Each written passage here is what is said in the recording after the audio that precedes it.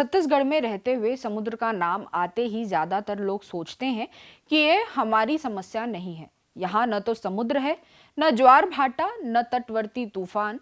लेकिन अगर आपसे कहा जाए कि ओडिशा के समुद्र तट पर होने वाली हलचल का सीधा असर आने वाले समय में महानदी के पानी, खेतों की उपज और हमारी जमीन पर पड़ सकता है, तो शायद आप चौंक जाएं।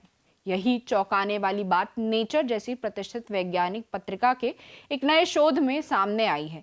ये शोध बताता है कि नदियों के मुहाने की जमीन यानी डेल्टा चुपचाप नीचे धंसती जा रही है और इस प्रक्रिया में छत्तीसगढ़ की जीवन रेखा महानदी भी अनजाने में एक बड़े खतरे की ओर बढ़ रही है।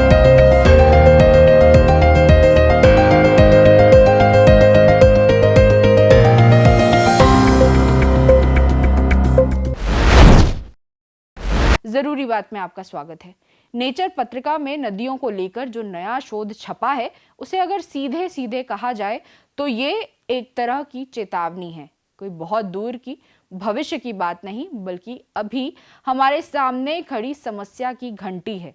इस शोध में दुनिया भर की बड़ी नदियों और उनके डेल्टाओं को देखा गया है और ये बताया गया है कि जिस जमीन पर करोड़ों लोग रहते हैं, खेती करते हैं और जिससे उनकी रोजी रोटी चलती है, वह जमीन धीरे धीरे नीचे धंसती जा रही है। छत्तीसगढ़ की महानदी भी इसी कहानी का हिस्सा है, भले ही हम उसे अभी पूरी गंभीरता से न देख पा रहे हों। आमतौर पर हम नदी को सिर्फ बहते पानी के रूप में देखते हैं।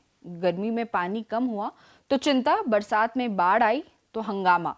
लेकिन नदी सिर्फ पानी नहीं होती, नदी अपने साथ मिट्टी लाती है, जमीन बनती है, खेतों को उपजाऊ रखती है और समुद्र से पहले एक ऐसा इलाका तैयार करती है जिसे डेल्टा कहते हैं।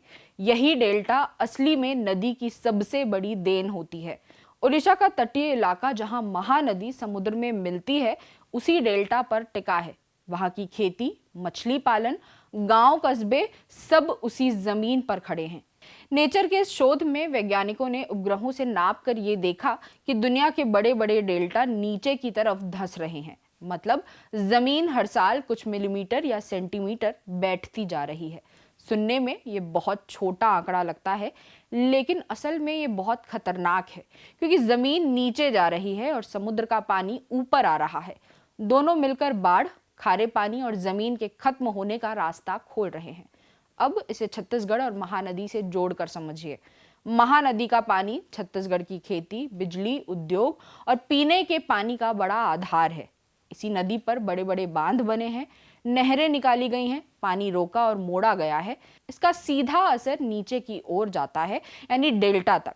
नदी जब अपने साथ पर्याप्त मिट्टी नहीं ले जाती, तो डेल्टा को वह नई जमीन नहीं मिल पाती जो उसे समुद्र के मुकाबले मजबूत बनाए। नतीजा ये होता है कि डेल्टा कमजोर पड़ता जाता है और जमीन बैठने लगती है। शोध साफ साफ कहता है कि ये समस्या सिर्फ प्राकृतिक नहीं है, यानी ये कहना कि समुद्र का स्तर बढ़ रहा है, हम क्या करें, पूरी सच्चाई नहीं है। असली बात यह है कि इंसान खुद डेल्टाओं को कमजोर कर रहा है। जरूरत से ज्यादा भूजल खींचना, नदी के बहाव को रोकना, रेत और मिट्टी का बेहिसाब दोहन, शहरी फैलाव, ये सब मिलकर जमीन की पकड़ ढीली कर रहे हैं। जैसे किसी घर की नींव से धीरे धीरे ईंटें निकाल ली जाए और ऊपर से कहा जाए कि घर अपने आप गिर रहा है।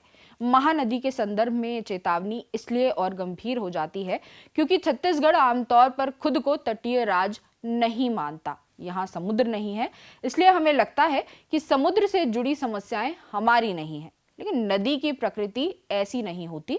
जो कुछ ऊपर होता है उसका असर नीचे जरूर जाता है। अगर डेल्टा कमजोर होगा तो बाढ़ का पानी ऊपर तक असर डालेगा, खारे पानी का दबाव नदी के मुहाने से अंदर की ओर बढ़ेगा और पूरा नदी तंत्र तनाव में आएगा। इस शोध का एक डरावना पहलू ये भी है कि कई जगहों पर जमीन का धंसना समुद्र के बढ़ते जल स्तर से भी तेज है, यानी खतरा दो गुना है। एक तरफ समुद्र चढ़ रहा है, दूसरी तरफ जमीन बैठ रही है। ऐसे में बाढ़ अब असाधारण घटना नहीं रहेगी, बल्कि सामान्य स्थिति बन सकती है। सोचिए, अगर महानदी के डेल्टा क्षेत्र में बार बार बाढ़ आने लगी तो उसका असर सिर्फ ओडिशा तक सीमित नहीं रहेगा। चावल का कटोरा कहे जाने वाले इलाके की खेती प्रभावित होगी, खाद्य सुरक्षा पर असर पड़ेगा और इसका दबाव पूरे मध्य भारत पर आएगा। चेतावनी इसलिए भी जरूरी है क्योंकि हम अब भी विकास को नदी से लड़ाई के तौर पर देखते हैं। नदी को बांधो, मोड़ो, जितना पानी चाहिए निकाल लो, बाकी की चिंता बाद में। ये शोध बता रहा है कि बाद में अब बहुत पास आ चुका है। डेल्टा कोई अलग थलग इलाका नहीं है, वह पूरी नदी प्रणाली का अंतिम पड़ाव है।